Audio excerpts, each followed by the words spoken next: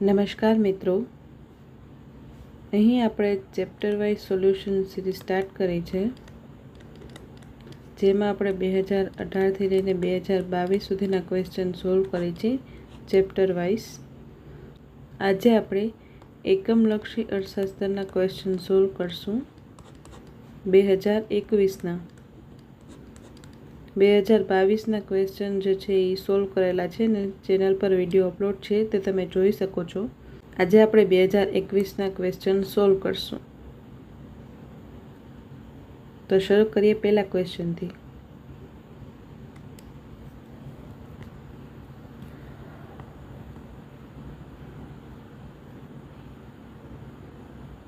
પહેલો ક્વેશ્ચન એમ કહે છે કે પેટ્રોલની કિંમત અને મોટરબાઇકના એકમની માંગ વચ્ચેની માંગની તીર્ય મૂલ્ય સાપેક્ષતાનું મૂલ્ય એ ઓપ્શન ધન હશે, ઋણ હશે, શૂન્ય હશે કે અનંત હશે.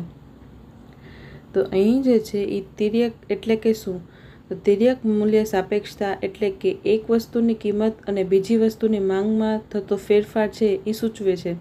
અહીં પેટ્રોલ અને મોટરબાઇક જે છે એ પૂરક છે એકબીજાના, કારણ કે મોટરબાઇક ચલાવવા માટે પેટ્રોલની જરૂર પડે છે. જ્યારે પેટ્રોલની પ્રાઇસ વધે છે ત્યારે મોટરબાઇકનો ખર્ચ પણ વધે છે, અને મોટરબાઇકનો ખર્ચ વધે છે એટલે પરિણામે એની ડિમાન્ડ જે છે એ ઘટે છે. તો અહીં જે છે એ એકની કિંમત વધતા બીજાની ડિમાન્ડ જે છે એ ઘટી, એટલે અહીં નકારાત્મક અસર જે છે એ દર્શાવે છે. તો અહીંયા જે છે બી ઓપ્શન ઋણ એટલે કે નેગેટિવ એ સાચો જવાબ છે. આગળનો ક્વેશ્ચન જોઈએ તો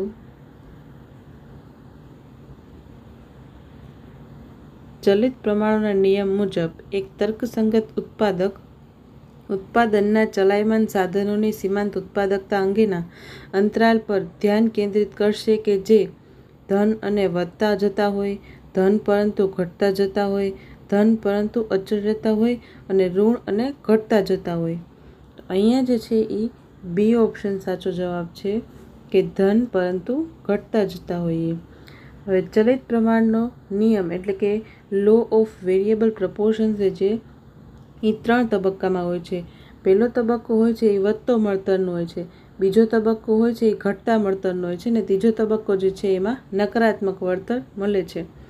તો અહીંયા જે છે પહેલા તબક્કામાં એની સીમાંત ઉત્પાદકતા વધારે છે, એટલે કે ઉત્પાદક જે છે એ આગળ વધારે ઉત્પાદન કરવા માંગશે, અને બીજો તબક્કો જે છે એમાં ઉત્પાદન વધતું જતું હોય છે અને થોડા સમય બાદ મેક્સિમમ થઈને પછી ઘટે છે બીજા તબક્કામાં, અને ત્રીજા તબક્કો જે છે એમાં નકારાત્મક વળતર મળે છે, એટલે એમાં જે છે એ ઉત્પાદક ઉત્પાદન કરવા માંગશે નહીં. કોઈ બી તર્કસંગત ઉત્પાદક હશે એ બીજા તબક્કામાં ઉત્પાદન કરવા માંગશે, ત્યારે એને ધન પરંતુ ઘટતા જતા મળતર જે છે એ મળશે. અહીંયા જે છે એ બીજા તબક્કામાં તર્કસંગત ઉત્પાદક જે છે એ ઉત્પાદન કરશે, અને બી ઓપ્શન જે છે એ સાચો જવાબ છે. ત્રીજો ક્વેશ્ચન એમ કહે છે કે બર્નોલીની દલીલ પ્રમાણે જોખમી અને અચોક્કસ સંજોગોમાં એક તર્કસંગત વ્યક્તિ એ ખાલી જગ્યાના આધારે નિર્ણય લેશે. જોખમી અને અચોક્કસ સંજોગ છે એમાં તર્કસંગત વ્યક્તિ શું નિર્ણય લેશે? અપેક્ષિત નાણાકીય મૂલ્ય અથવા અપેક્ષિત દૃષ્ટિગુણ, અથવા તો વાસ્તવિક નાણાકીય મૂલ્ય અથવા તો વાસ્તવિક દૃષ્ટિગુણ. તો અહીં જે છે એ બી ઓપ્શન સાચો જવાબ છે કે એ અપેક્ષિત દૃષ્ટિગુણને આધારે નિર્ણય લેશે. અહીં બર્નોલી જે છે એ ડચ અર્થશાસ્ત્રી છે, જેઓએ 1738માં પેરેડોક્સ ઓફ સેન્ટ પીટર્સબર્ગના વિશ્લેષણ દ્વારા સમજાવ્યું હતું કે લોકો જોખમી પરિસ્થિતિમાં નિર્ણય લેતી વખતે નાણાકીય મૂલ્યના બદલે અપેક્ષિત દૃષ્ટિગુણ ઉપર આધાર રાખે છે. તે સમજાવે છે કે સંપત્તિમાં વધારો થતાં સંપત્તિના દરેક વધારાના એકમમાંથી મળતો સંતોષ ઘટે છે. તેથી લોકો જોખમ લેતા પહેલાં સંભવિત પરિણામના નાણાકીય મૂલ્યને નહીં, પરંતુ મળનાર દૃષ્ટિગુણને ધ્યાનમાં લે છે. ઉદાહરણ તરીકે, લોટરીમાં 1 કરોડ જીતવાની નાની સંભાવના કરતાં 10,000 મળવાની ચોક્કસતા વધુ આકર્ષક લાગે છે, કારણ કે 10,000માંથી મળતો દૃષ્ટિગુણ એ 1 કરોડ ના દૃષ્ટિકોણ કરતાં વધુ સુનિશ્ચિત અને સંતોષકારક લાગે છે. ભલે ગણિતીય રીતે 1 કરોડનું અપેક્ષિત મૂલ્ય વધુ હોય, પરંતુ અહીંયા જે છે એ અપેક્ષિત દૃષ્ટિકોણ પર ધ્યાન આપવામાં આવે છે. એટલે અહીં બી ઓપ્શન સાચો જવાબ છે.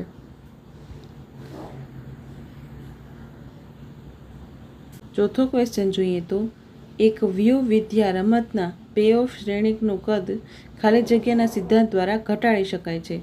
આ ક્વેશ્ચન 2023ની એક્ઝામમાં પણ સેમ ટુ સેમ હતો. એ ઓપ્શન છે વ્યૂ વિદ્યાના વ્યસ્તીકરણ, બી ઓપ્શન છે વ્યૂ વિદ્યાના પરિભ્રમણ, સી વર્ચસ્વ અને ડી વ્યૂ વિદ્યાના પક્ષાંતર. તો અહીં જે છે એ સી ઓપ્શન સાચો જવાબ છે, ડોમિનન્સ એટલે કે વર્ચસ્વ, પ્રભુત્વ.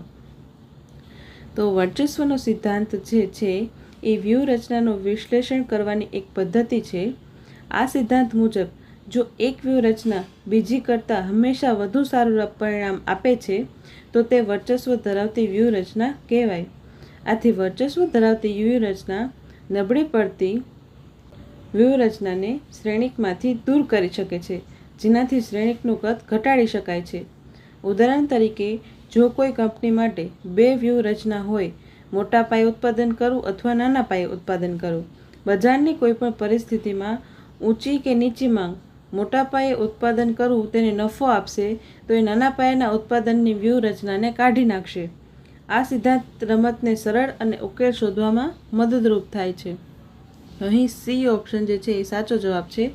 વર્ચસ્વ એટલે કે ડોમિનન્સમાં પે ઓફનું કદ, શ્રેણીકનું કદ ઘટાડી શકાય છે.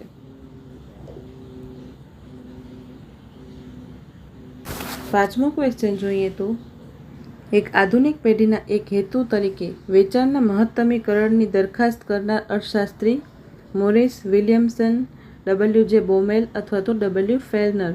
તો અહીં જે છે ડબલ્યુ.જે. બોમેલે કહ્યું હતું કે આપણે વેચાણના મહત્તમીકરણ ઉપર ધ્યાન આપવું જોઈએ. આધુનિક કંપની, મોટા કોર્પોરેશન તેમના વેચાણનું મહત્તમીકરણ કરવા ઉપર વધુ ધ્યાન કેન્દ્રિત કરે છે. તેમના મતે મેનેજરો માટે મોટા વેચાણનો આંકડો એ વધુ મહત્ત્વનો છે, કારણ કે તે તેમની પ્રતિષ્ઠા અને કંપનીના બજાર હિસ્સા સાથે સીધો સંબંધ ધરાવે છે. આ સિદ્ધાંત વાસ્તવિકતામાં જોવા મળતી વ્યવસાયિક વર્તણૂકને વધુ સારી રીતે સમજાવે છે, જ્યાં કંપની બજારનો હિસ્સો જાળવી રાખવા માટે વિસ્તૃત કરવા ઉપર ધ્યાન કેન્દ્રિત કરે છે. એટલે બોમેલ જે હતા એમને એમ કહ્યું કે રેવન્યુ મેક્સિમાઇઝેશન નહીં, પણ તમે સેલ્સ મેક્સિમાઇઝેશન ઉપર ફોકસ કરો. અહીંયા જે છે એ સી ઓપ્શન સાચો જવાબ છે.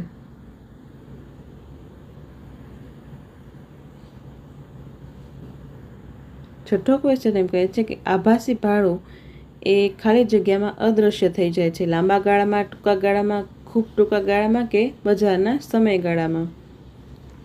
તો અહીંયા જે છે એ લાંબા ગાળામાં એ અદૃશ્ય થઈ જાય છે. એ ઓપ્શન સાચો જવાબ છે.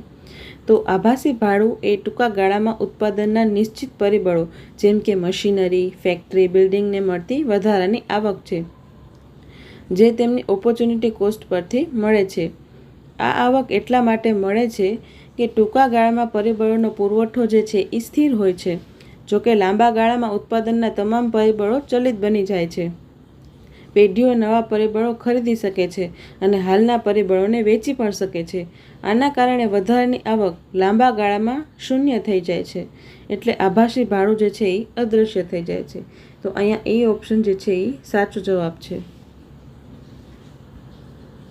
આગળનો ક્વેશ્ચન જોઈએ તો, 7મો પ્રશ્ન એમ કહે છે કે સામાન્ય સમતુલા વિશ્લેષણ સાથે સંકળાયેલા અર્થશાસ્ત્રી આલ્ફ્રેડ માર્શલ, કાર્ડોર હિક્સ કે લિયોન વોલરાસ.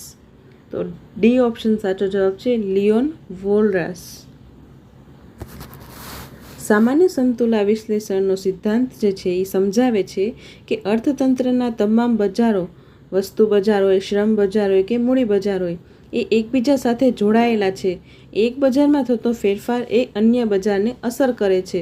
વોલરાસે ગણિતીય મોડેલ રજૂ કર્યું હતું. તેમાં તમામ બજારો એક સાથે સમતુલામાં કેવી રીતે આવે છે તે સમજાવેલું છે. તેઓએ જે છે એ N-1 બજારનું કહ્યું છે. તેઓએ N-1 બજારમાં સમતુલા આવશે તો N બજારમાં સમતુલા આવશે. એટલે કે માર્કેટમાં ટોટલ 4 બજાર હોય તો N-1 એટલે 4 - 1 એટલે 3 બજારમાં જો સમતુલા આવશે તો ચોથા બજારમાં એની રીતે સમતુલા આવી જશે તેવું કહ્યું હતું. અને જે આલ્ફ્રેડ માર્શલ જે છે એ આંશિક સમતુલા વિશે સમજાયું હતું, એટલે કે એક જ બજારનું જે છે વિશ્લેષણ કર્યું હતું, પણ લિયોન વોલ્રાસે જે છે સામાન્ય સમતુલા વિશ્લેષણ કરેલું હતું. તો અહીંયા ડી ઓપ્શન જે છે એ સાચો જવાબ છે.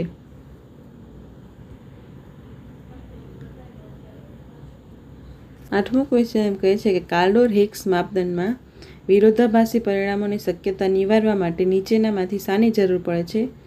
પહેલો ઓપ્શન છે સ્કિટોવસ્કી એકાંકી માપદંડ, બર્કસન માપદંડ, સ્કિટોવસ્કીનો બમણો માપદંડ કે સેમ્યુલસનનો માપદંડ.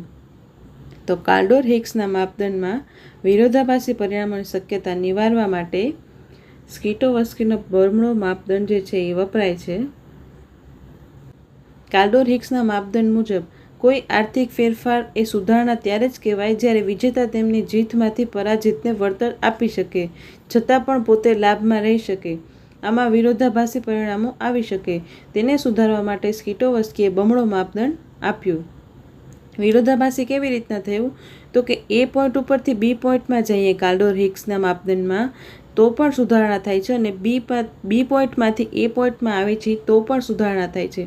આ એક વિરોધાભાસ છે.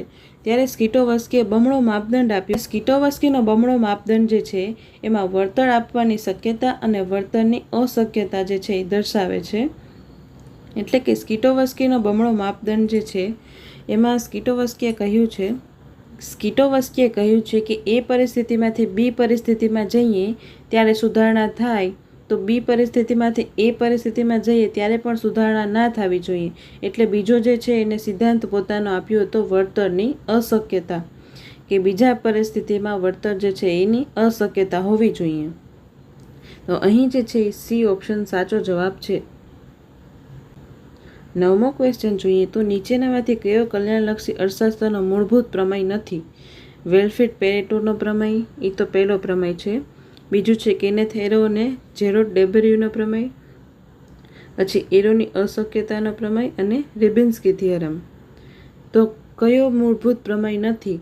તો રિબિન્સ્કી થિયરમ જે છે એ આંતરરાષ્ટ્રીય અર્થશાસ્ત્રમાં જે આવેલો સિદ્ધાંત છે, એટલે અહીંયા ડી ઓપ્શન સાચો જવાબ હશે. એ સામાજિક કલ્યાણલક્ષી અર્થશાસ્ત્રનો મૂળભૂત પ્રમેય નથી. 10મો ક્વેશ્ચન જોઈએ તો જીવન વીમાની પોલિસી લીધા બાદ લોકો વધુ ધૂમ્રપાન કરે છે તે ખાલી જગ્યાનું ઉદાહરણ છે. આ ક્વેશ્ચન પણ 2023માં આવેલો છે. સેમ ટુ સેમ ક્વેશ્ચન હતો. એમાં પહેલું છે પ્રતિકૂળ પસંદગી, બીજું સંમિત માહિતી, ત્રીજું નૈતિક સંકટ અને ચોથું જોખમ પ્રત્યે અણગમો. અહીં જે છે સી ઓપ્શન સાચો જવાબ છે, નૈતિક સંકટ. જીવન વીમા પોલિસી લીધા બાદ લોકો વધુ ધૂમ્રપાન કરે છે એ નૈતિક સંકટનું ઉદાહરણ છે. નૈતિક સંકટ ત્યારે જ ઉદ્ભવે છે જ્યારે એક પક્ષ એટલે કે વીમો લેનાર વીમાના કરાર પછી પોતાનું વર્તન બદલે છે, કારણ કે હવે તેને જોખમનો સામનો કરવો પડતો નથી. જીવન વીમો લીધા બાદ વ્યક્તિને લાગે છે કે તેના મૃત્યુના પરિણામે પરિવારને કોઈ નાણાકીય નુકસાન નહીં થાય, તેથી તે વધુ પ્રમાણે જોખમપૂર્ણ વર્તન કરે છે. એટલે સી ઓપ્શન અહીં સાચો જવાબ છે.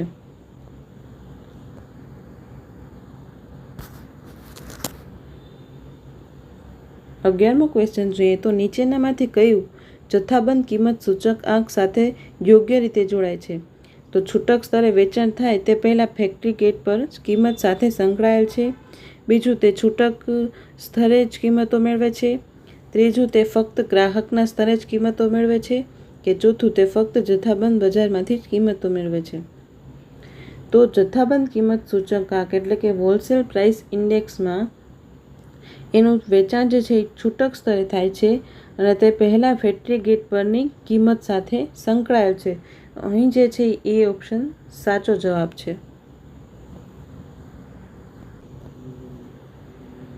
બીજો ક્વેશ્ચન જોઈએ તો રોજગારીમાં ગુણકના ખ્યાલનો સમાવેશ કોણે કર્યો હતો?